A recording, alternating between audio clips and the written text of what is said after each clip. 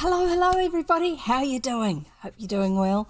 Weather-wise, here is, kind of like autumn, early winter. We've got a bit of sunshine, we've got a bit of rain, definitely got wind. We've always got wind. We live on top of a hill, well, on the ridge, next to the top of the hill.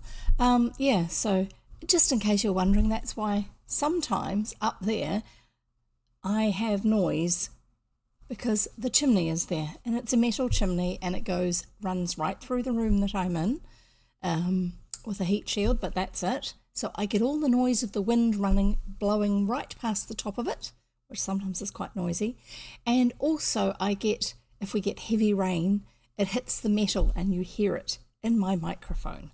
And yes, I have stopped and watched the sound bar for my microphone and seen that I've stopped talking at times and watched the sound bar for my microphone, and it will show the noise of either the wind or the rain hitting the chimney. Sometimes you get both, actually, because where I live, which is in northern New Zealand, and I say northern because we have basically a long skinny country, and we have the North Island and the South Island, and we have Stewart Island, and we have other islands too, but they're a lot smaller. But the two main ones are North Island and South Island. And North Island has the capital in it, which is Wellington, near the bottom of the South Island, right near the bottom of the South Island. And I think it's about 400,000 people. I'm not sure. It's not huge. And then North Island also has a city called Auckland, which is New Zealand's biggest city. And it's over 1 million. I think it's more like 1.5 million people.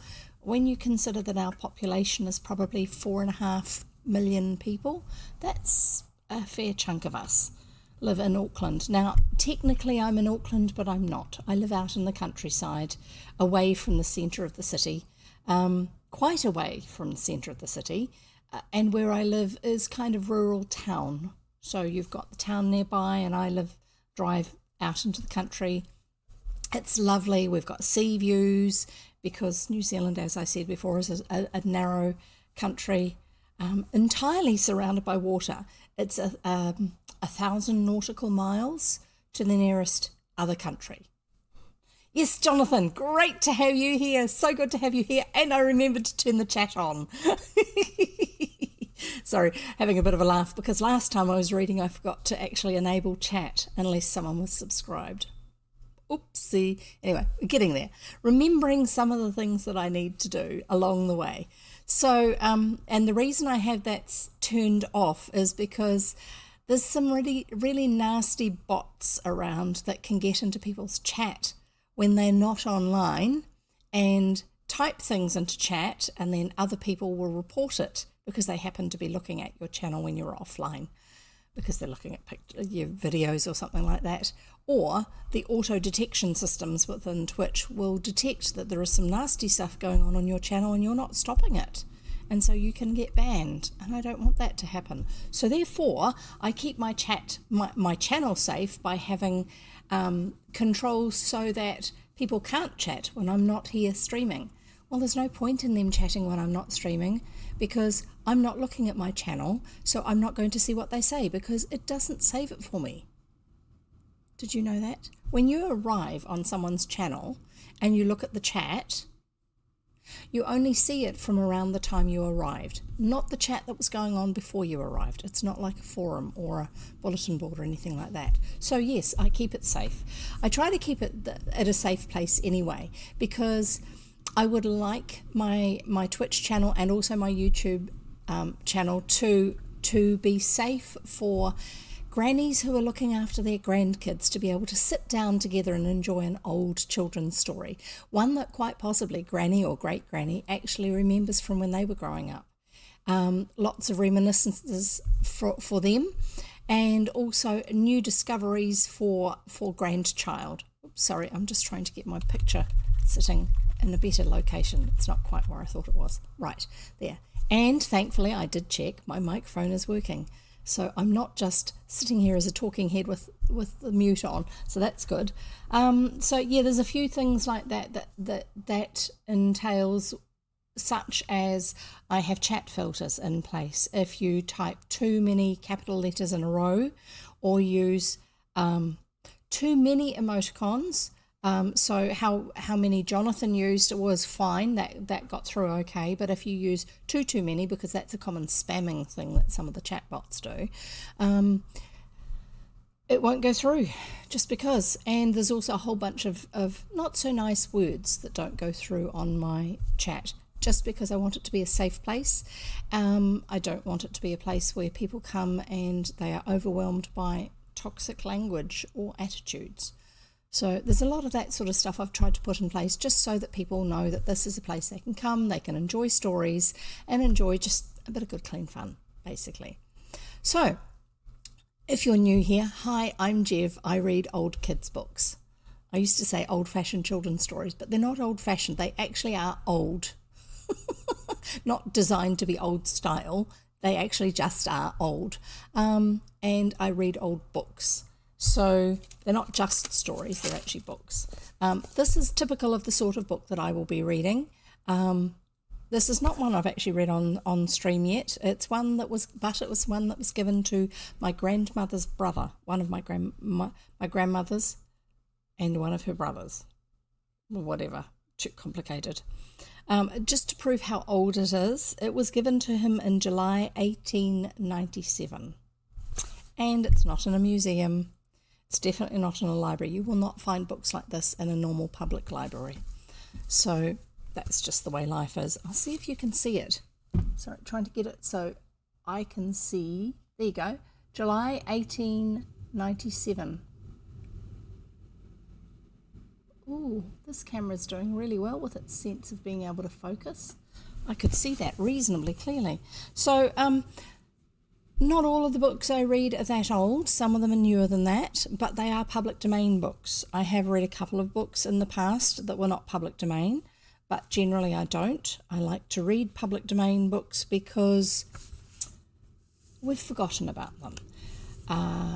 They're the sort of stories that once upon a time were very popular and people are missing out because they're no longer in the libraries. Libraries want books that are very popular or are new, very new. So if you go to your local library and you're looking in the fiction section, especially for children's books, the book has to be in reasonable condition. If it starts getting too tatty, often they won't even bother mending it unless it's really popular and it's going to be too awkward to get a new copy. So if you look in like the teenage book section, you'll probably not find a book there that was published more than 5 years ago. And if it was published more than 5 years ago, it will be one that's considered a classic and is very, very popular. In other words, the library probably has quite a number of copies of the book, or it's one that's often put on hold. People request it. So this is the type of illustration that is common, the style of illustration that's common in these books. The picture is made up of lines that have been, trying to get it to stop autofocusing and just focus. As you can see down here, where's over here? No. Down there, the picture is actually made up of lines. Yes, you're getting the Mare effect from the monitor as well. But the picture is actually made up of lines scratched onto a metal plate and then put through a printing press. Would they have been in New Zealand in 1897? Yes, they would have. New Zealand had settlers. We became the sesquicentenary was 1990. That's 150 years of New Zealand. 1990, so that's 1890, 50 years before that, 1840, we had people in New Zealand, Europeans in New Zealand, sorry, there were already Maoris in New Zealand, definitely. It's not that they're not people, I'm just talking about written European-style history where and governance right across the whole country by a bunch of people from overseas telling us what to do, I suppose.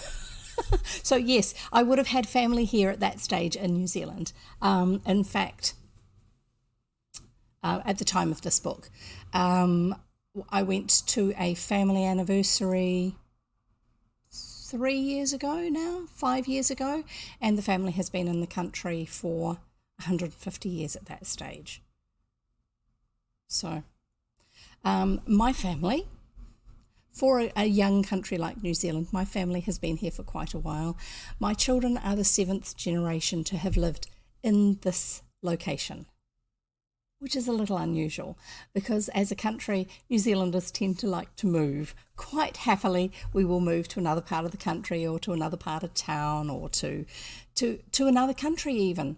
I've been overseas, I've lived overseas a couple of times, things like that. So yeah, that's just part of being New Zealanders. Yes, we have a lot of people who like to stay at home. I mean, these days I like to stay at home, except I would like to travel as well. It's a bit hard. It's a bit of a dichotomy, you know, whereas like I want to do this, but I also want to do that, and they you know, exclude each other, mutually exclusive situation. But to have the same family have lived on the same overall piece of land, not in the same house, because I'm living in a house that my husband and I built, but then the family bought the land that makes up the majority of the bay that we live in just a little bit after that 150 years ago thing. So yeah, we've been here for quite a while on this area of New Zealand. So yeah, it's that side of it is a little bit more unusual. Although if you get into more rural locations, it's a bit more common. People would get land, they would farm it, and it would get passed down generation to generation, and so they're a little bit more likely to stay there. That's cool. Now, Jonathan's just saying some of his relatives were in Gisborne in 1874, but now his family are in Christchurch, which is, I guess, where you are now yourself. So that's cool.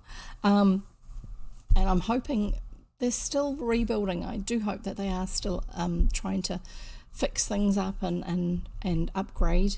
A number of years ago now, Christchurch had a horrendous earthquake that was quite a shock because it was not really expected. It's not a part of New Zealand that generally has earthquakes.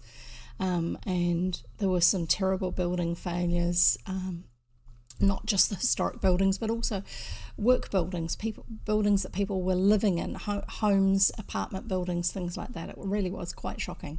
And we've got people living in our area in the northern Auckland region that moved out of the Christchurch area because they were basically made homeless because of this earthquake. And some of them have gone back there, other ones are still living in the area. This has become their new home. It's one of those things. And so hopefully things are continuing to improve and get a bit better. But I suppose it's part of the fact that New Zealand is basically a nation that is on a tectonic plate edge. We're on a fault line, a series of fault lines actually. And it may not be that we are specifically conscious of earthquakes, like I haven't felt any specifically, but we do actually have micro earthquakes up around this part of New Zealand. And then there's more major ones obviously further south. Wellington, our capital city, is built on a fault line that used to be very active. It hasn't been for a little while, and we're all sort of like about whether or not it's going to do something sometime, because it is a major fault line. Their motorway that goes from the central part of Wellington up to one of the major areas of housing and business that's just out of the main centre is built on land that was pushed up out of the sea floor in one of their major previous earthquakes. So's the airport. The airport extension is built on land from the same sort of thing. I suppose it's just part of living in a country that's very hilly. You sort of build where you can, and it's not all on the sides of hills either. Anyway, no, it would not have been fun to go through that. I definitely am not trying to make light of what that would be like. It would have been quite horrific, quite frightening, and would take a long time, if ever, to get over. Quite devastating. I know that people are still badly affected by having gone through that whole situation. So one of my aims, back to talking to people who are new here, one of my aims with reading these stories is to give people a place where they can actually just relax and listen to a story, whether they're actually just listening to the story and watching me wave my arms around and pull silly faces and stuff like that, get lost on the page, or whether they're actually in the middle of doing a project at home, housework, doing boring stuff at work where they're able to listen to something while their hands are busy doing something else. Doesn't really matter. I'm not going to be taking tests on this afterwards. This is not like story time at school where they're teaching you from what you are listening to. I'm not going to ask you to answer questions specifically to find out what you've learnt, but every now and then I come across a word that I'm not quite so sure of. And so if you're quick with your fingers, you're most welcome to look up what the word means online and put it into the chat. And then if I happen to spot it in time, I will read that out so that everybody actually understands what that word is. It doesn't happen quite as often as what people might expect. Apparently I know a lot of words. I can usually give a fairly vaguely accurate description of what a word means. Often it's just based on context, but sometimes, quite often, it's also based on the fact that I've read so much. I grew up reading books. I don't think I started reading early. I just discovered that if you read a book, you can actually experience so much more than just what your life where you live has for you. And it's one of the ways we can learn a lot, including how to be considerate of other people's situations, because when you read a book, when you listen to a story, it helps you to get inside the experiences of the characters in the story, which helps to build empathy, helps to build understanding of the fact that not everybody is like ourselves. Thank you, Jonathan. I really appreciate that little bit of encouragement. We love your word knowledge. Thank you. So with that in mind, there will be things that come up in the stories I read because they're old. They are not written with the same sensibilities, modern sensibilities. They're not written with the same attitudes towards gender roles or attitudes towards people of different countries or different classes. So working class people versus people who have plenty of money and live a life of leisure, that sort of thing. The attitudes and actions that we often read about in our stories are not ones that we would consider acceptable in this day and age. But we're not going to avoid reading these books because we can actually learn. It can help us to reinforce what we know to be good attitudes that we now have that once upon a time society didn't have. We can see why those attitudes were not necessarily good ones. And one of the quirky things that I've discovered as we're reading these books is even though they're written so long ago and in an era where gender roles were far more stringently defined, like women definitely didn't do these things and men definitely didn't do those things. One of the things that I have really enjoyed discovering is some of our authors are a little bit subversive. So they will write about something following the standard social lines at the time, and then they'll just put a little bit of a change in there. Like one of the earlier books in the current series that we're reading was, "Hi, Dad, good to see you. Not a real dad. Thank you for being here. It's great. And thank you for commenting too. I think this is a lovely way of explaining how you approach things. Thank you. I try to help people to understand what we're trying to do because otherwise they just don't understand. And it's like, what's that all about? Anyway, I want them to have fun, but I want people to learn from it too.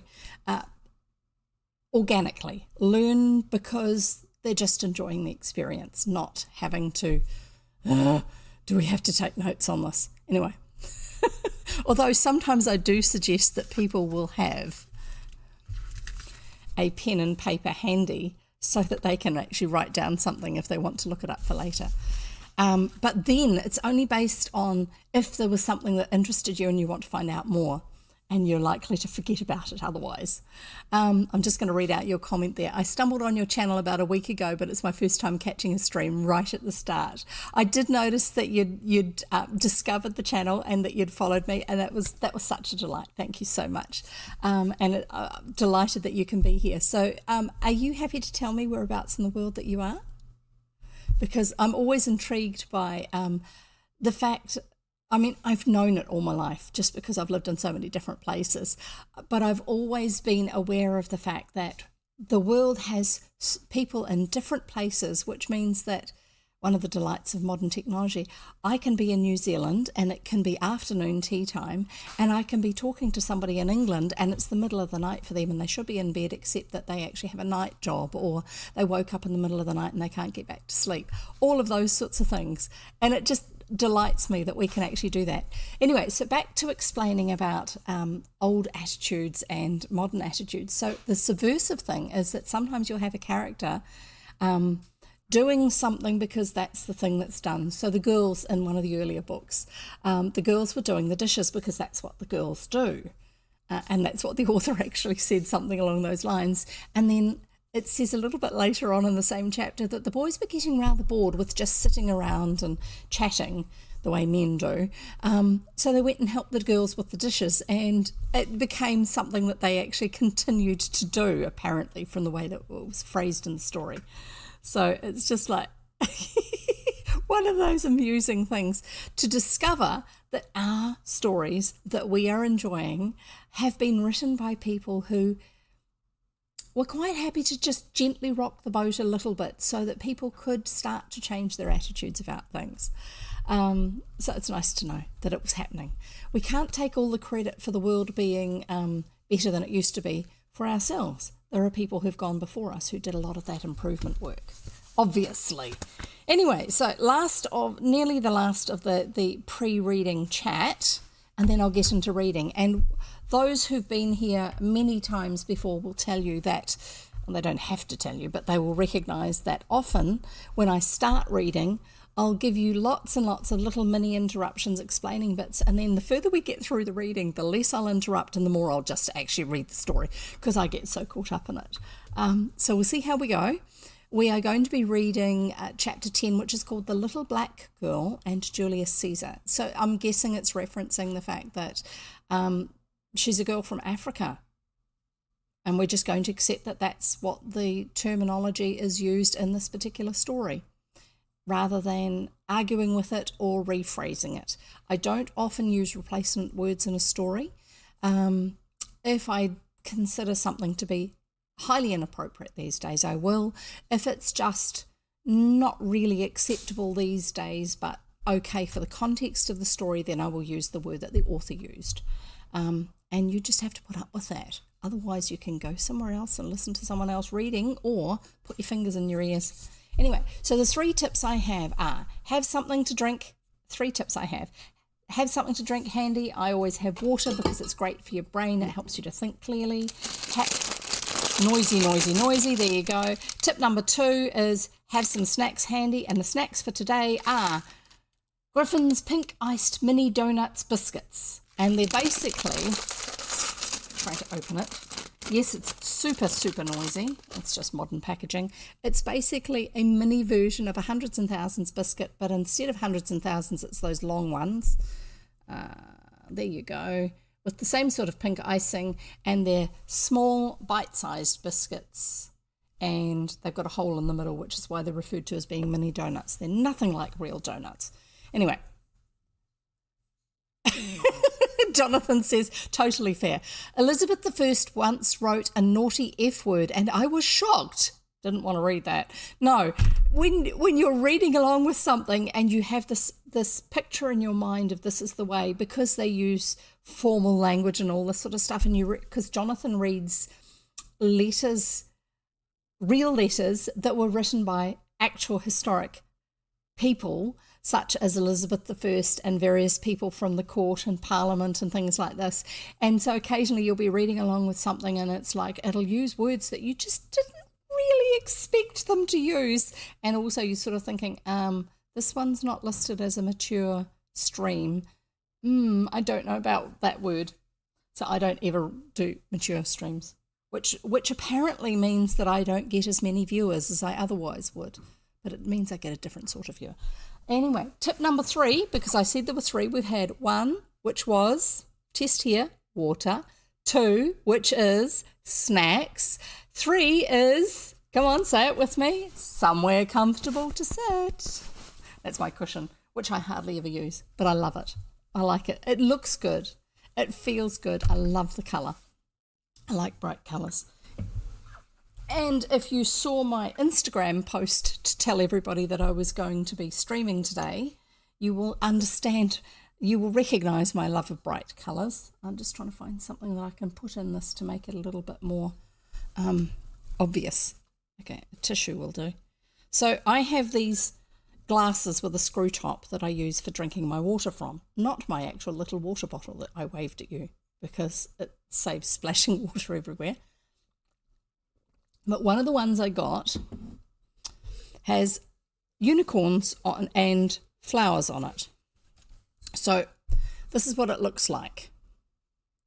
And the colours of the unicorns and flowers are not really my style of pink. It's kind of this peachy, apricot-y sort of a pink, and this funny oranges and yellows and pale greys, and sort of not me.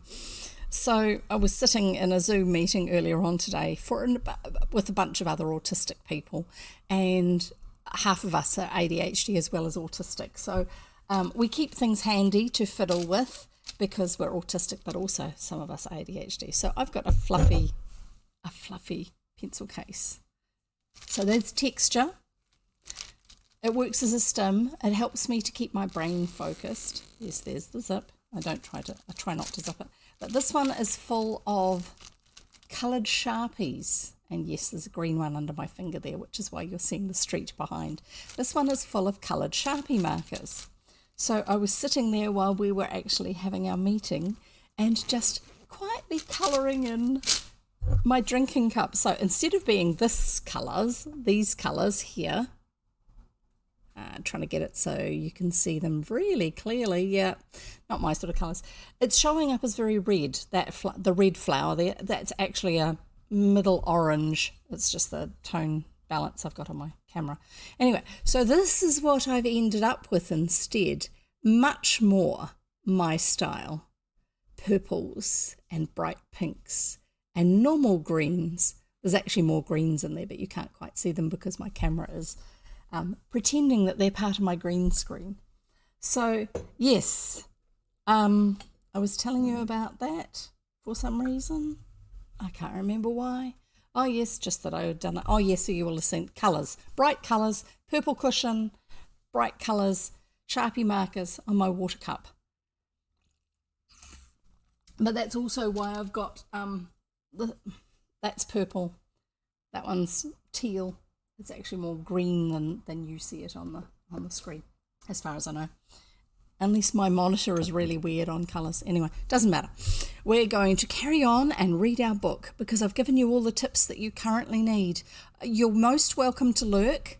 That's like story time at school when it was after lunch and the teacher wanted to help you to just calm down so that she could teach you, but she also knew, because you were in the junior school, that you just needed a rest. And a good teacher would often have a story time then. And it wasn't a story time where you had to sit on the mat with your legs crossed.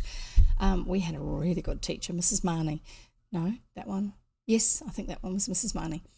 And she would have us sit at our desks, fold our arms and put our heads down on our arms and just shut our eyes and be quiet for a few minutes, and she would read a story. And the story she read, and I don't know how long it took, but she read Charlotte's Web. It was the first time I'd ever heard Charlotte's Web by E.B. White. And it was enthralling. Everybody was gripped, totally listening. It gave us something to focus on while keeping our bodies still. And it was fantastic because there were no tests on it. We didn't do any lessons to do with it. It was just the book. Just the story. Yeah, we talked about it together afterwards, but none of it was proper schoolwork type stuff, and it was fantastic. So lurking in stream is kind of like that, where you don't have to get involved with the chat. And if you want to let me know that you're here, you're listening, but you are going to stay quiet when it comes to the chat, then you're welcome to use the lurk command, which is !lurk, L-U-R-K. And my chat bot, my friendly little programmed semi-sentient bit of computer programming will actually probably say something to you about the fact that you are lurking, and thank you for it. There's a few other commands too, like and I'm meant to remember to use them, like this one, hi, which will then tell you, hi, welcome, thanks for being here, and a whole lot of other stuff like that. I should also have some timed ones, which I haven't got yet, which will tell you about my Discord server and Codex's Discord server. Now, Codex is a group of readers that I'm part of, and we all read public domain books. If you want to find out more about them, either join their server, which I'll give it to you. Either join our Discord server, and we have book club and movie club as well. But also, if you look down below my video window on Twitch on my About page, you will actually see there's a section there that says Codex with an image for it, and there are links to all of the different readers in the Codex group, and we all read public domain books. Most read books written for adults, not adult themed books, but books written for adults, and read the occasional children's story. I'm the only one, as far as I know, who only reads children's books. A lot of the others will also do some gaming as well. They'll play various games on Twitch as live stream, but the reading is part of what they do. And in terms of what people actually do with their day-to-day lives, really wide range of people. We've got someone who's a teacher, we've got someone who's a voice actor, we've got some, and does other acting as well, but the majority of what they do is voice acting. We've got someone who actually reads audiobooks as a profession, reads audiobooks for Audible. So that's a reasonably high standard. And I think they enjoy reading aloud on stream just because they can just read and keep reading and not have to go back over something and get it perfect and all that sort of stuff, and actually interact with people as well, like we have been. So that's what Codex is about. It's just a great bunch of people who like reading public domain books. So please join us. Yeah, and I've got a YouTube channel, and if you're watching this without all the overlay around it and without the chat that's over on that side of the window, then you're probably watching the video on YouTube and you're missing out on the chat. Come and join us. You'll have to bring your own cookies. Sorry. Variation on a social reference there. I'm not very good at those. Right, so let's get on with reading the book. I've plugged in my iPad, so it's now charging. It shouldn't go dead halfway through. The Story of the Amulet by Edith Nesbit, Chapter 10, The Little Black Girl and Julius Caesar. A great city swept away by the sea, a beautiful country devastated by an active volcano. These are not the sort of things you see every day of the week. And when you do see them, no matter how many other wonders you may have seen in your time, such sights are rather apt to take your breath away. Atlantis had certainly this effect on the breaths of Cyril, Robert, Anthea and Jane. Now, if you're new here, you probably haven't met Cyril, Robert, Anthea and Jane, and I'm going to suggest that you catch up on YouTube with the first half of the book. But I'm going to carry on reading. They have the smallest of intros.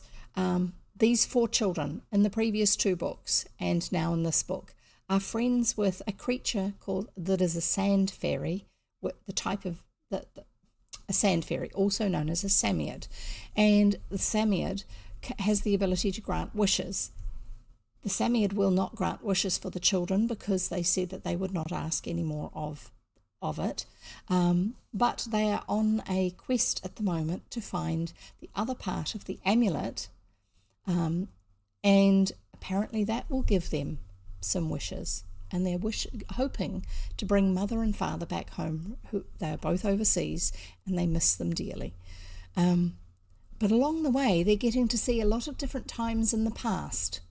And currently this is kind of a bit of made-up past, which is because the previous one was in Atlantis. There'll be references to it, probably some more, I guess. Anyway, so that's Cyril, Robert, Anthea and Jane. They remained in a breathless state. Hi, Tina, great to have you here. I've only just started reading. Literally, I have just finished the first paragraph. You haven't missed any story yet. Yes, just starting. And I hope that your audio files editing has been going well. I'm not going to stop and chat now because I've been chatting for over half an hour, but that's cool.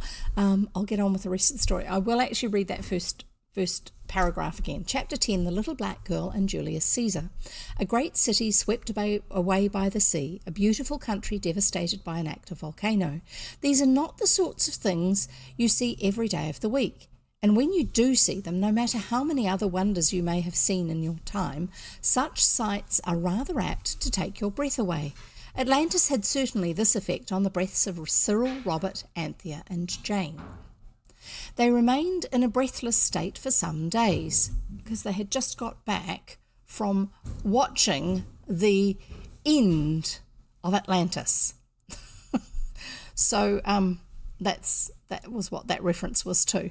They remained in a breathless state for some days. The learned gentleman, that's the old man who lives upstairs, who we think is an historian. I initially thought he was an Egyptologist, but he's also told them a little bit about ancient Babylon and things like this, which makes me think he's more of an historian. Not an archaeologist, because otherwise he would be wanting to get out and do some digging things up, but he does have a big interest in the history of different places. So we shall see. We shall see. I'm sorry. I'm getting very easily distracted today. I've just realised there's something I need to also have up on my other monitor. So I'm getting it there now. And we shall carry on.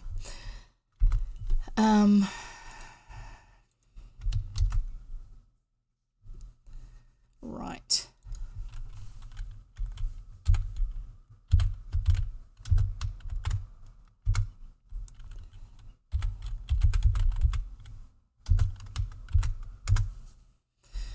Cool. Carrying on. Takes a little bit to get going. Then we get going. They remained in a breathless state for some days. The learned gentleman, because he had gone with them, because they figured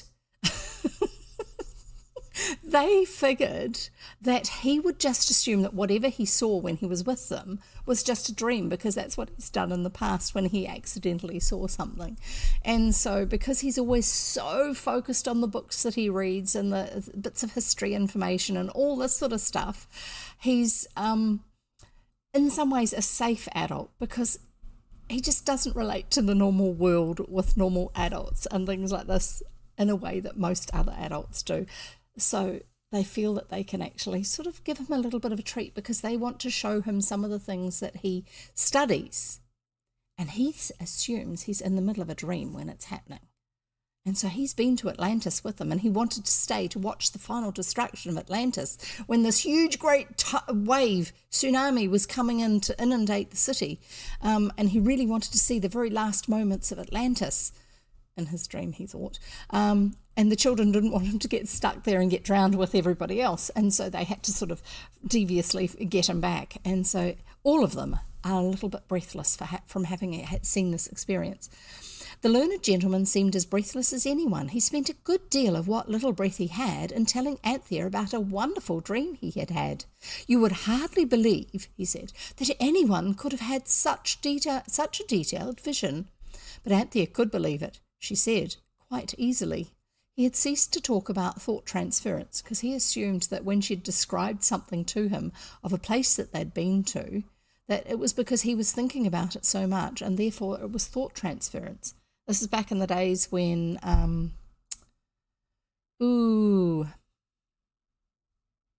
can't remember the name of it. There was a particular theosophy was really strong in London. Find out more about it for yourself. I'm going to carry on reading.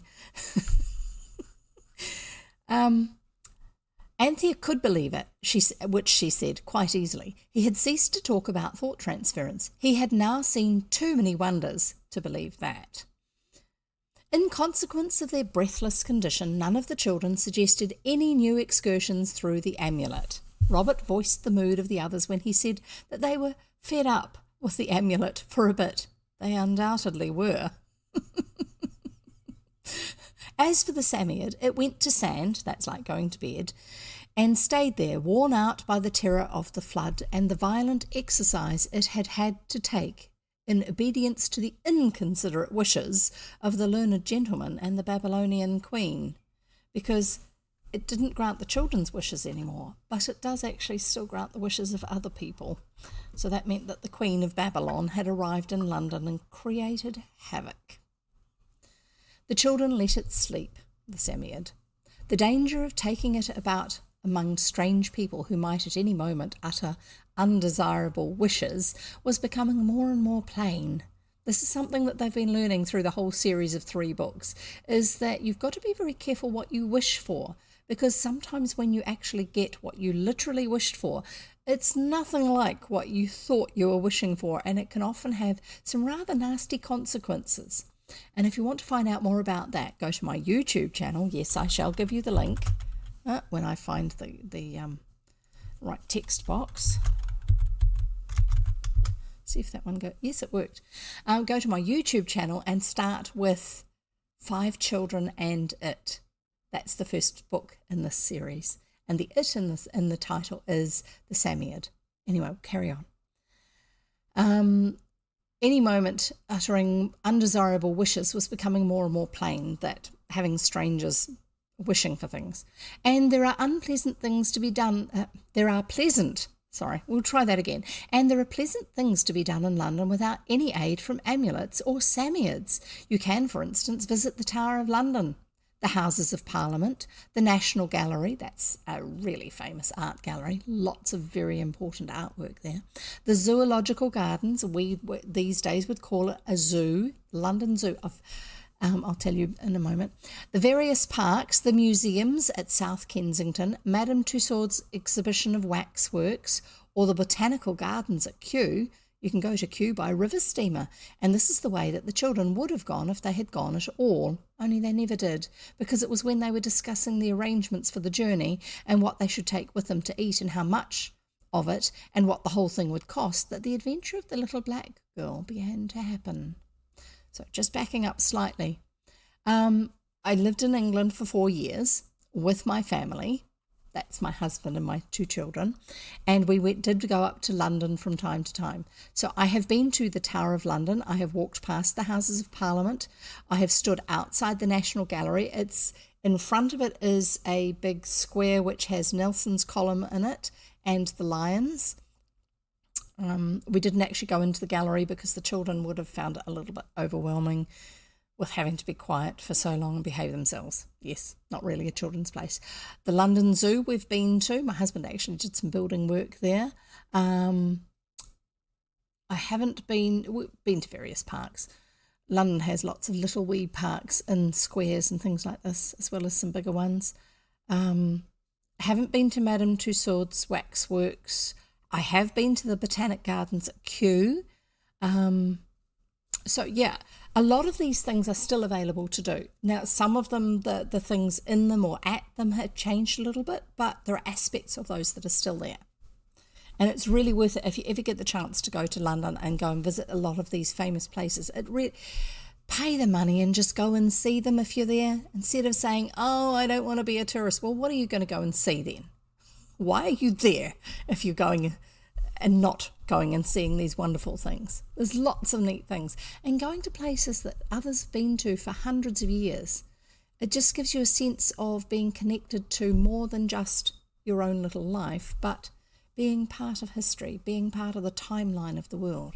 Anyway, all of these things, and they were making arrangements about how to get to Kew Gardens via steamer that's when the adventure of the little black girl began to happen. So obviously that stopped them going to Kew Gardens. The children were sitting on a seat in St. James Park, which is near where they live in Fitzroy Street. That's where they live at the moment because old nurse is looking after them. She used to look after them at their house when they were children. Now she has a house of her own and they are staying with her while the parents are away. They had been watching the pelican repulsing with careful dignity the advances of the seagulls who are always so anxious to play games with it. There's a pelican in St. James Park. Okay.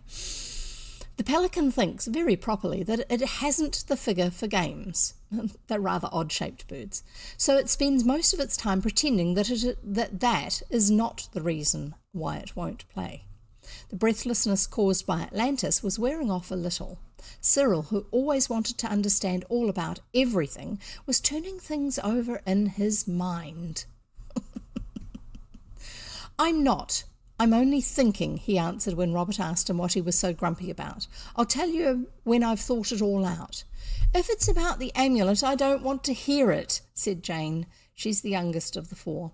Nobody asked you to, retorted Cyril mildly, and I haven't finished my inside thinking about it yet. Let's go to Kew in the meantime.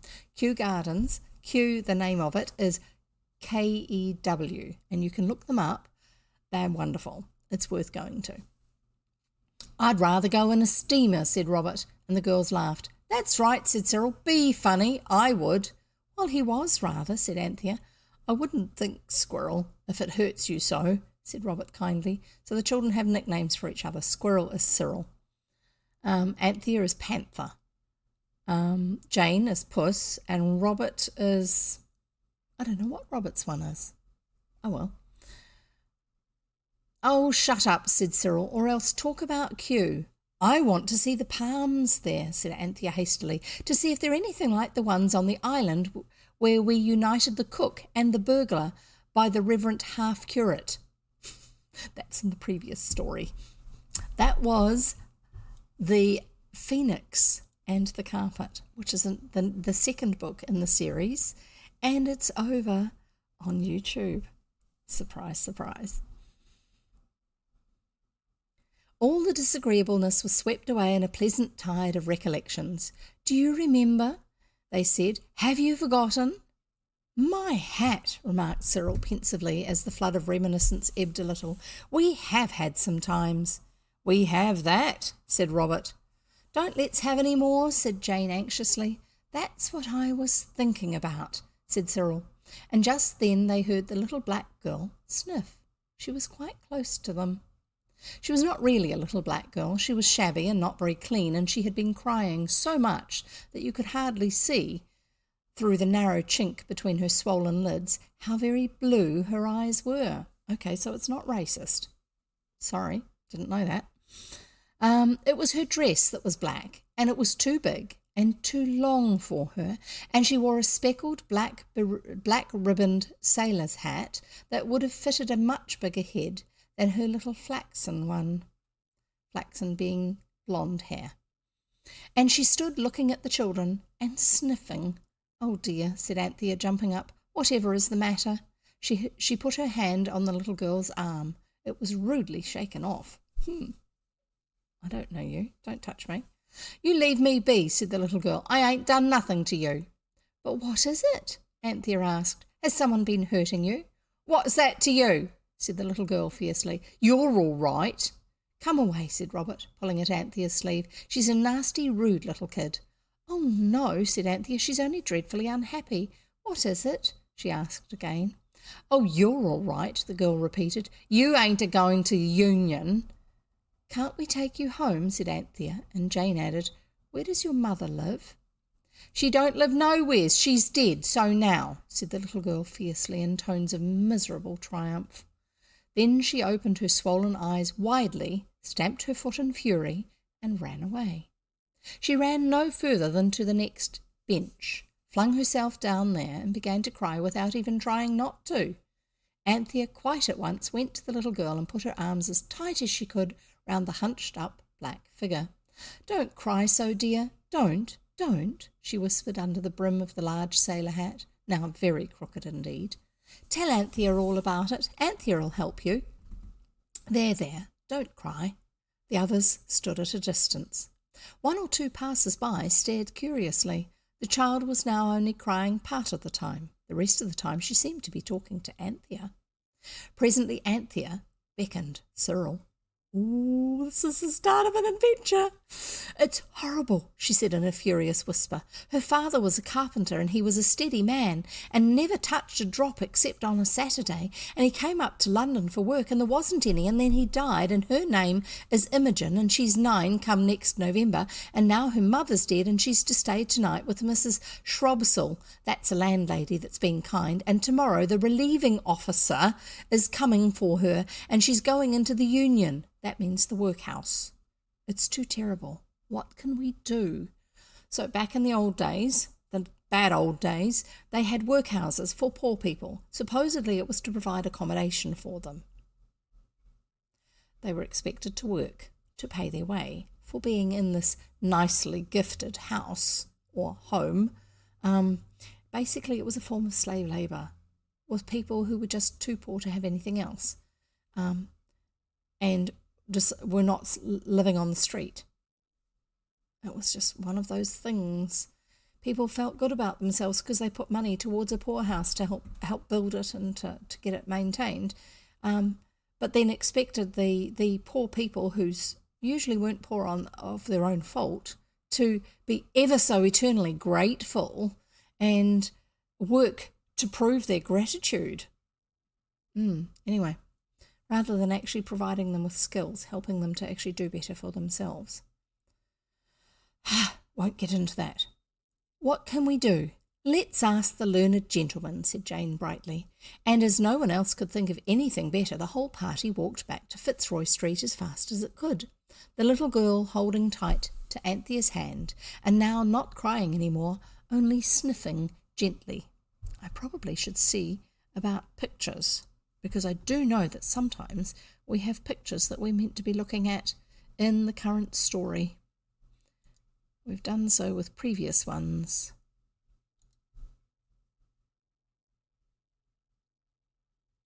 Okay, right, we'll carry on.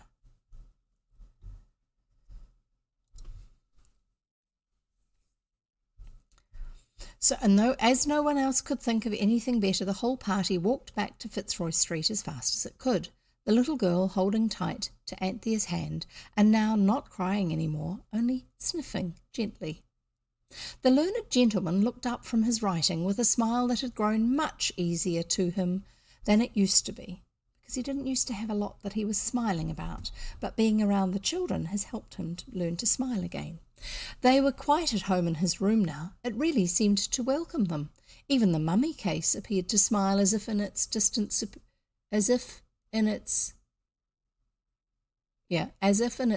superior ancient Egyptian way, it were rather pleased to see them than not. Anthea sat on the stairs with Imogen, who was 9 come next November, while the others went in and explained the difficulty. Do you remember being a child where somebody asked you who you were, you gave them a string of information? My name is Imogen and I'm 9 years old next November. In other words, I'm not quite 9, I'm actually 8. Yeah, I remember that.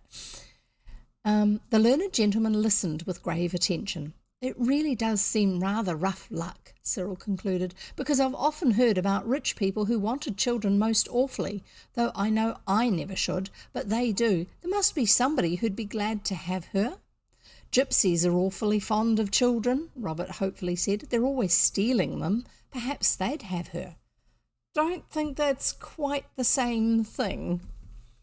She's quite a nice little girl, really, Jane added. She was only rude at first because we looked jolly and happy and she wasn't. You understand that, don't you? Yes, said he, absently fingering a little blue image from Egypt.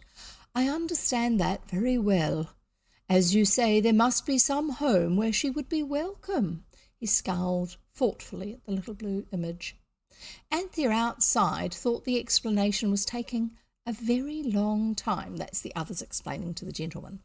She was so busy trying to cheer and comfort the little black girl that she never noticed the Samiad who, roused from sleep by her voice, had shaken itself free of sand and was coming crookedly up the stairs. It was close to her before she saw it. She picked it up and settled it in her lap. What is it? Asked the black child. Is it a cat or an organ monkey or what? Organ monkeys were monkeys that organ grinders used to have, and they would sort of dance around on top of the organ and around the organ and shake a tin cup, and then people would put coins in it, and that was how the organ grinder and his monkey made their living. And then Anthea heard the learned gentleman say, "Yes, I wish we could find a home where they would be glad to have her." And instantly she felt the Samoyed begin to blow itself out as it sat on her lap.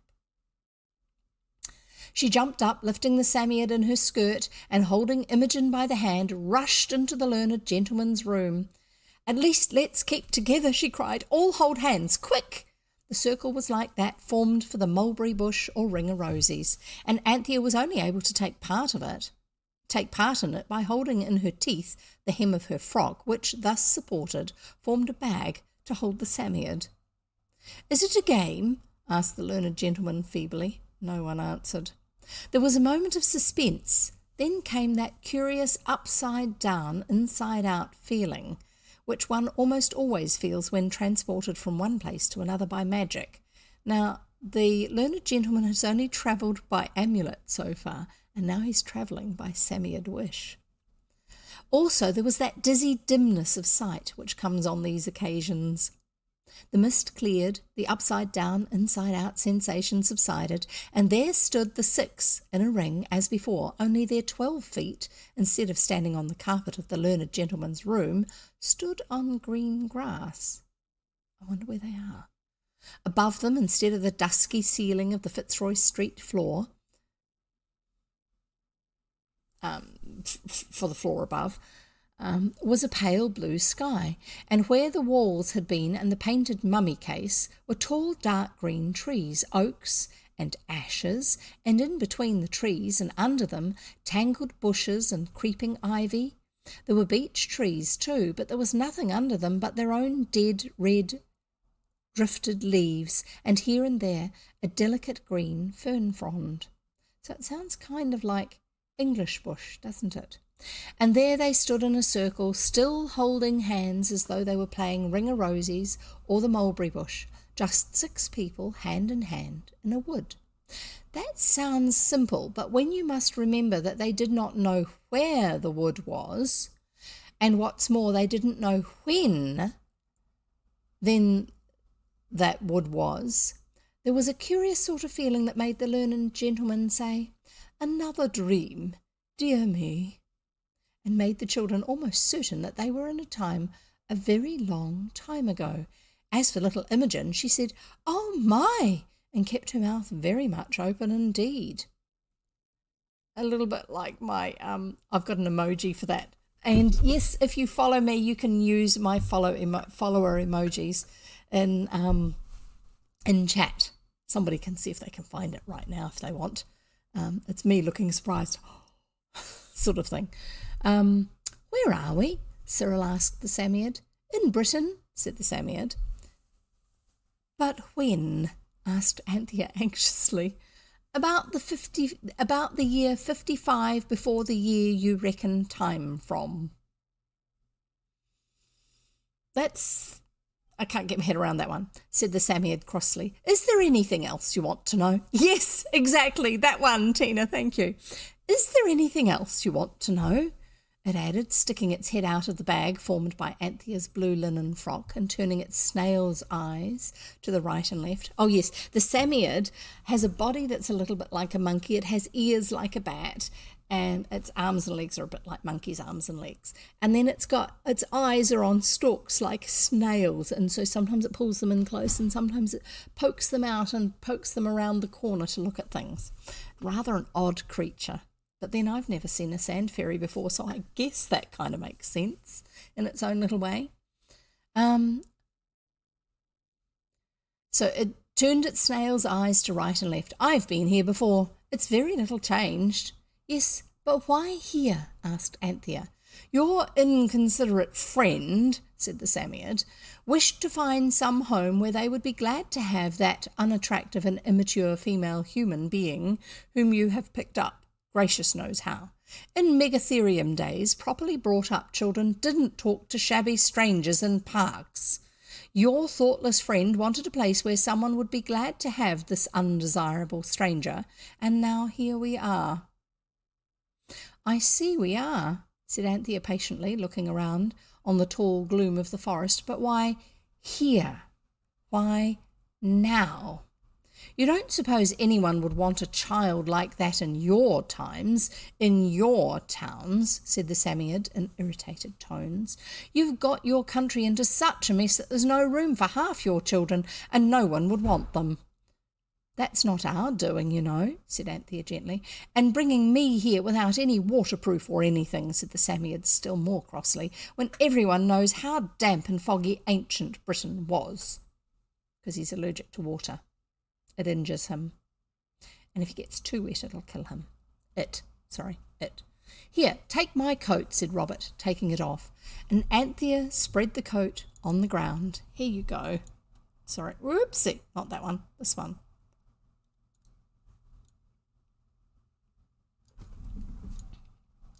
So, there you go. Learned gentleman, Anthea, Jane, the little black girl, i.e. she's got a black hat and a big black dress, and Robert or Cyril, and there's Anthea with the coat on the ground, and it says, here, take my coat, said Robert, taking it off. Anthea spread the coat on the ground, and putting the Samoyed on it, folded it round so that only the eyes and furry ears showed. So there's his eyes poking up on stalks and his ears just below, and he's wrapped up in Robert's coat so he doesn't get too wet. Right, we'll carry on. And I will actually see if I can find whatever the next picture is, just in case. Get it ready. I'm kind of getting better at this. Yes, I do have that set the right way. Good. So only the eyes and furry ears showed. There, she said comfortingly. Now, if it does begin to look like rain, I can cover you up in a minute. Now, what are we to do? The others, who had stopped holding hands, crowded round to hear the answer to this question. Imogen whispered in an awed tone, Can't the organ monkey talk neither? I thought it was only parrots. Do? Replied the Samoyed. I don't care what you do. And it drew its head and ears into the tweed covering of Robert's coat. Now, we've found out before that others aren't necessarily able to hear the Samoyed or the Samoyed to hear them. So we'll carry on. The others looked at each other. It's only a dream, said the learned gentleman hopefully. Something is sure to happen if we can prevent ourselves from waking up. And sure enough, something did. The brooding silence of the dark forest was broken by the laughter of children and the sound of voices. Let's go and see, said Cyril. It's only a dream, said the learned gentleman to Jane, who hung back. If you don't go with the tide of the dream, if you resist, you'll wake up. You know, there was a sort of a break in the undergrowth that was like a silly person's idea of a path. They went along this in Indian file, the learned gentleman leading. Quite soon they came to a large clearing in the forest. There were a number of houses, huts perhaps you would have called them, with a sort of mud and wood fence. It's like the Egyptian town, whispered Anthea, and it was rather. Some children with no clothes on at all were playing what looked like ring-a-rosies or mulberry bush. That is to say, they were dancing round in a ring, holding hands. On a grassy bank, several women dressed in blue and white robes and tunics of beast skins sat watching the playing children. The children from Fitzroy Street stood on the fringe of the forest, looking at the games. One woman had long, fair, braided hair. One woman with long, fair, braided hair sat a little apart from the others, and there was a look in her eyes as she followed the play of the children that made Anthea feel sad and sorry. None of these little girls is her own little girl, thought Anthea. The little black-clad London child pulled at Anthea's sleeve. Look, she said, that one there. She's precious like Mother. Mother's hair was something lovely. Mother's hair was something lovely. When she'd had time to comb it out. Sorry, I totally forgot that she was meant to be a street kid, kind of. So this lady that we're talking about reminds her of her mother. Look, that one there, she's precious like Mother. Mother's hair was something lovely when she had time to comb it out. Mother would never have beat me if she lived here. I don't suppose there's a public nearer than Epping, do you, miss? Okay, so Mother used to beat her when she was drunk. And it didn't used to be too uncommon for those who were particularly poor to use whatever money they could on alcohol because they were trying to kind of mentally escape from the situation they were in. And people do things that they shouldn't do when they're drunk, especially if they're trying to mentally escape from the situation that they're in. I don't suppose there's I don't suppose there's near a pub. Blah, blah, blah. Try that again. I don't suppose there's a public nearer than Epping, do you, miss? Public being a public house, what we would now call a pub, which is why I keep getting tripped on the words. In her eagerness, the child had stepped out of the shelter of the forest. The sad-eyed woman saw her. She stood up, her thin face lighted up with a radiance like sunrise, her long, lean arms stretched towards the London child. "Imogen!" she cried. At least the word was more like that than any other word. "Imogen!" There was a moment of great silence. The naked children paused in their play. The women on the bank stared anxiously. "Oh, it is, Mother! It is!" cried Imogen from London and rushed across the cleared space. There you go. So there's the other mothers, and then there's this blonde mother, and there's Imogen from London rushing across. "Oh, it is, Mother, it is!" cried Imogen from London and rushed across the cleared space. She and her mother clung together so closely, so strongly, that they stood an instant like a statue carved in stone. Then the women crowded round. "It is my Imogen," cried the woman. "Oh, it is, and she wasn't eaten by wolves. She's come back to me. Tell me, my darling, how did you escape? Where have you been? Who has fed and clothed you?" "I don't know nothing," said Imogen. I wonder if the story's going to explain itself. "Poor child," whispered the women who crowded round. "The terror of the wolves has turned her brain." "But you know me," said the fair-haired woman, and Imogen, clinging with black-clothed arms to the bare neck, answered, "Oh, yes, Mother, I know you right enough." "What is it? What do they say?" the learned gentleman asked anxiously, because our children, Cyril and Anthea and Robert and Jane, can understand all sides of what goes on. Somehow it's part of the magic of the Psammead and also the amulet. But others from different time periods and places, and people who they know from their own time period, can't understand each other. It's just part of the magic. "What is it? What do they say?" the learned gentleman asked anxiously. "You wished to come where someone wanted the child," said the Psammead. "The child says this is her mother." "And the mother?" "You can see," said the Psammead. "But is she really her child, I mean?" "Who knows," said the Psammead, "but each one fills the empty place in the other's heart. It is enough." "Oh," said the learned gentleman, "this is a good dream. I wish the child might stay in the dream." The Psammead blew itself out and granted the wish. That means it puffed itself out. It's like a big breath, inflating like a balloon. We've had the description in the first book. The Psammead blew itself out and granted the wish, so Imogen's future was assured. She had found someone to want her. "If only all the children that no one wants," began the learned gentleman, but the woman interrupted. She came towards them. "Welcome all," she cried. "I am the queen, and my child tells me that you have befriended her, and this I well believe, looking on your faces.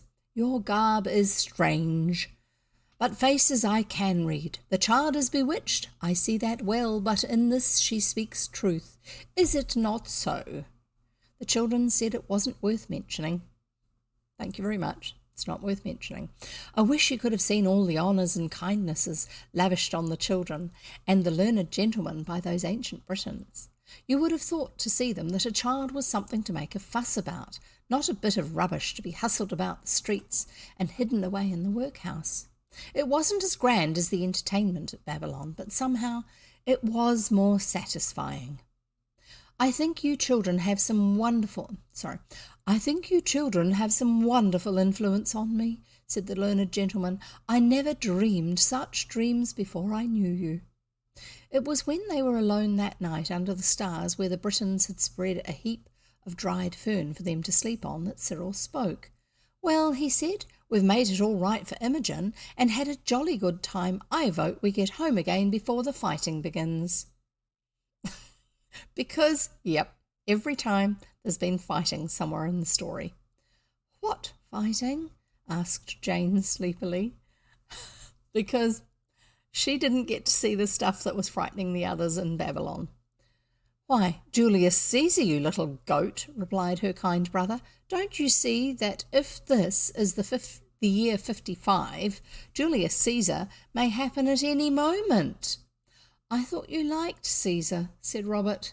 So I do, in the history, but that's different from being killed by his soldiers.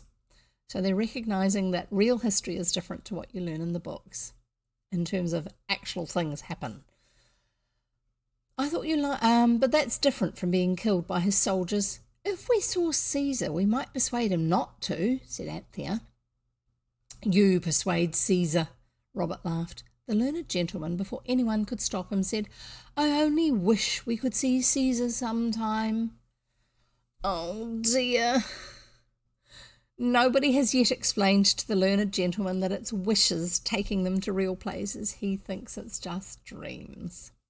And of course, in just the little time the Samiad took to blow itself out for wish-giving, the 5 or 6, counting the Samiad, found themselves in Caesar's camp, just outside Caesar's tent. Yeah, it would be quite cool to go and see, but only if you're not going to get into major trouble, which the children have had trouble every place they've been. Sorry. Yeah, seriously, have a listen to the other stories. They're hilarious.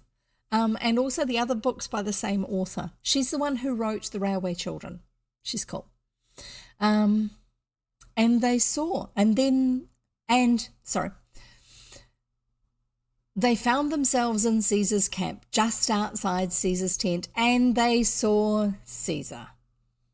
The Samiad must have taken advantage of the loose wording of the learned gentleman's wish, for it was not the same time of day as that on which the wish had been uttered among the dried ferns. Oh, that's good. It was sunset, and the great man sat on a chair outside his tent, gazing over the sea towards Britain. Everyone knew without being told that it was towards Britain. Sorry, I'm finding the next picture just because I know that there's going to be one here that we need to see. Sorry, not quite, nearly, no, too far.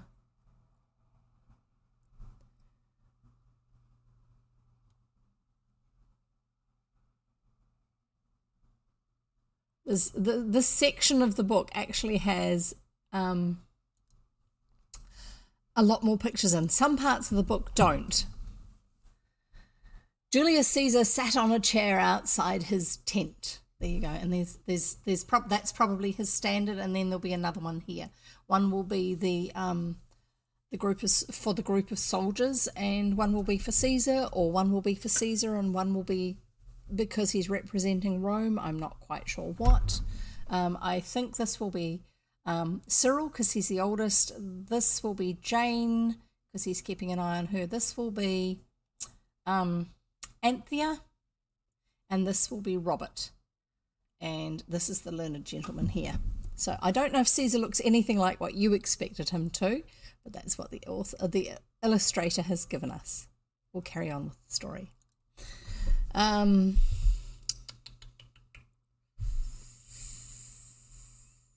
It was sunset and the great man sat on a chair outside his tent, gazing over the sea towards Britain. Everyone knew without being told that it was towards Britain. 2 golden eagles on top of posts stood on each side of the tent, and on the flaps of the tent, which was very gorgeous to look at. You know what gorgeous means in this context? It doesn't just mean beautiful, lovely. It means highly coloured. Did you know that that's what gorgeous really means? I'm pretty sure that she's using it in that context. On the flaps of the tent, which were very gorgeous to look at, were the letters SPQR. Now, what does that mean? I can't remember. It's something to do with, it's Latin, and it means something to do with the way the Romans saw themselves. I can't remember, but I know the letters because I've read Asterix, lots and lots of Asterix comics, and they always have SPQR on their standards, on their banners, poles, things, those things that I pointed at in the picture before. The great man turned unchanged on the newcomers the august glance that he had turned on the violet waters of the Channel, because at sunset the water of the English Channel looks a different colour. Though they had suddenly appeared out of nothing, Caesar never showed by the faintest movement of an eyelid, by the least tightening of that firm mouth, that they were not some long-expected embassy. He waved a calm hand towards the sentinels, who sprang weapons in hand towards the newcomers. Oh, that's really cool. I'm glad you were able to learn something new from it. I actually had no idea what gorgeous meant. That's what gorgeous meant. I thought it was just beautiful. I guess you learn something new every day. I was an adult before I actually learned what the original usage of the word gorgeous was. And it was many years of reading. And then finally I read a book which actually referenced the way we use it now and the meaning to do with colour. So there you go. He waved a calm hand towards the sentinels, who sprang weapons in hand towards the newcomers. "Back," he said in a voice that thrilled like music. "Since when has Caesar feared children and students?" Because obviously he sees the learned gentleman as a student. To the children he seemed to speak in the only language they knew, but the learned gentleman heard in a rather strange accent, but quite intelligibly, the lips of Caesar speaking in the Latin tongue, and in that tongue a little stiffly he answered, "It is a dream, O Caesar." "A dream?" repeated Caesar. "What is a dream?" "This," said the learned gentleman. "Not it," said Cyril. "It's a sort of magic. We came out of another time and another place." "And we want to ask you not to trouble about conquering Britain," said Anthea. "It's a poor little place, not worth bothering about." "Are you from Britain?" the general asked. "Your clothes are uncouth but well woven, and your hair is short, as the hair of Roman citizens. Not long like the hair of barbarians, yet such I deem you to be." He considers them to be barbarians, not Roman citizens. It was a whole other system. "We're not," said Jane with angry eagerness. "We're not barbarians at all," because to Jane a barbarian means an uncouth person with bad habits and all sorts of things like that. It was used as a term of insult. Such a barbarian, rather than it actually being real people who were from a particular place. And that was a term that was used for them.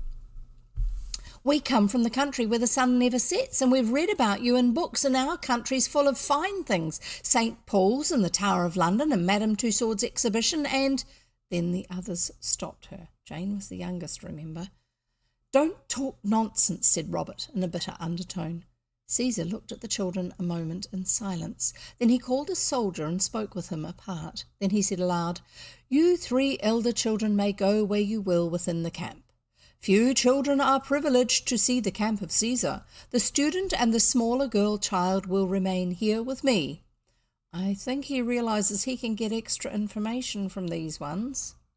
Nobody liked this, but when Caesar said a thing, that thing was so. And there was an end to it, so the 3 went.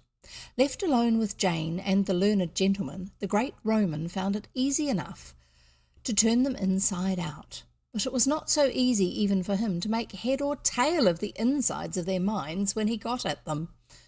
The learned gentleman insisted that the whole thing was a dream and refused to talk much on the ground that if he did, he would wake up. Jane, closely questioned, was full of information about railways, electric lights, balloons, men of war, cannons, and dynamite. "And do they fight with swords?" asked the general. "Yes, swords and guns and cannons." Caesar wanted to know what guns were. "You fire them," said Jane, "and they go bang and people fall down dead." "But what are guns like?" Jane found them hard to describe. "But Robert has a toy one in his pocket," she said, so the others were recalled. The boys explained the pistol to Caesar very fully, and he looked at it with the greatest interest. It was a 2-shilling pistol, the one that had done such good service in the old Egyptian village. Now, it's a cap gun, okay? For those of you who are old enough, a cap gun has... the modern ones have plastic rings with little bits of paper inside them with a little bit of gunpowder under it. And when you compress it hard enough and fast enough, it goes bang. The old ones used to have a strip of paper, and it used to be sort of a pinkish red paper that was about half an inch wide or less, 5 millimeters wide. And then it had little wee bumps down the middle every so often, about every inch, probably about every inch. These little bumps were kind of blackish, and what you did was you put those underneath where the hammer of the cap gun would go down, and when you pulled the trigger, the hammer would come down and hit it, and it would go bang. Okay, so that's a cap gun, and this pistol that Robert has is a cap gun, and he would have had a strip of caps, which is like the sort I talked about. Where do we get to? "Robert has a toy one in his pocket," she said, so the others were recalled. The boys explained the pistol to Caesar very fully, and he looked at it with the greatest interest. It was a 2-shilling pistol, the one that had done such good service in the old Egyptian village. It was how they had proved that they were speaking on behalf of the gods, and so therefore the people hadn't attacked them or put them in prison. "I shall cause guns to be made," said Caesar, "and you will be detained till I know whether you have spoken the truth. I had just decided that Britain was not worth the bother of invading, but what you tell me decides me that it is very much worthwhile." He's going to gain by it. He will get these so-called guns. Oh dear. I love the idea of a common object being described to someone from ancient... Yes, I've always loved that idea. Thanks, Tina, for saying that. Imagine trying to explain a cell phone to someone like Michelangelo. That's such a nifty idea. Absolutely. I think it's something which can sometimes, I think, be why some people get into writing science fiction for teenagers, because it's a great excuse if you've got a time shift in the story somewhere to have a little bit of this sort of thing going on. Wonderful. I love it. "What you tell me decides me that it is very much worthwhile," said Caesar. "But it's all nonsense," said Anthea. "Britain is just a savage sort of island, all fogs and trees and big rivers. But the people are kind. We know a little girl there named Imogen, and it's no use you making guns because you can't fire them without gunpowder, and that won't be invented for hundreds of years, and we don't know how to make it, and we can't tell you. Do go straight home, dear Caesar, and let poor little Britain alone." It was good that Anthea knew that much of her history about gunpowder. "But this other girl child says," said Caesar. "All Jane's been telling you is what it's going to be," Anthea interrupted. "Hundreds and hundreds of years from now." Yes, he might be going in the wrong direction for gunpowder. He's got to go to China for that. I don't even know if they had it at that stage in China. Anyway, "Hundreds and hundreds of years from now," said Anthea. "The little one is a prophetess, eh?" said Caesar with a whimsical look. "Rather young for the business, isn't she?" Because the Romans believed in the words of the oracles and things like that. So that side of things, "You can call her a prophetess if you like," said Cyril, "but what Anthea says is true." "Anthea?" said Caesar. "That's a Greek name." Very likely, said Cyril worriedly. I say, I do wish you'd give up this idea of conquering Britain. It's not worthwhile, really it isn't. On the contrary, said Caesar, what you've told me has decided me to go, if it's only to find out what Britain is really like. Guards, detain these children. Quick, said Robert, before the guards begin detaining. We had enough of that in Babylon. Jane held up the amulet away from the sunset and said the word. The learned gentleman was pushed through, and the others, more quickly than ever before, passed through the arch back into their own times and the quiet, dusty sitting room of the learned gentleman. It is a curious fact that when Caesar was encamped on the coast of Gaul, somewhere near Boulogne I think it was, he was sitting before his tent in the glow of the sunset, looking out over the violet waters of the English Channel. Suddenly he started, rubbed his eyes, and called his secretary. The young man came quickly from within the tent. Marcus, said Caesar, I have dreamt a very wonderful dream. Some of it I forget, but I remember enough to decide what was not before determined. Tomorrow the ships that have been brought round from the Ligeris shall be provisioned. We shall sail for this three-cornered island. First we will take but 2 legions. This, if what we have heard be true, should suffice. But if my dream be true, then 100 legions will not suffice. For the dream I dreamed was the most wonderful that ever tormented the brain even of Caesar. And Caesar has dreamed some strange things in his time. And if you hadn't told Caesar all about how things were, he'd never have invaded Britain, said Robert to Jane, as they sat down to tea. Oh, nonsense, said Anthea, pouring out. It was all settled hundreds of years ago. I don't know, said Cyril. Jam, please. This about time being only a thingamy of thought is very confusing. If everything happens at the same time, it can't, said Anthea stoutly. The present's the present and the past's the past. Not always, said Cyril. When we were in the past, the present was the future. Now then, he added triumphantly, and Anthea could not deny it. I should have liked to see more of the camp, said Robert. Yes, we didn't get much for our money, but Imogen's happy. That's one thing, said Anthea. We left her happy in the past. I've often seen about people being happy in the past in poetry books. I see what it means now.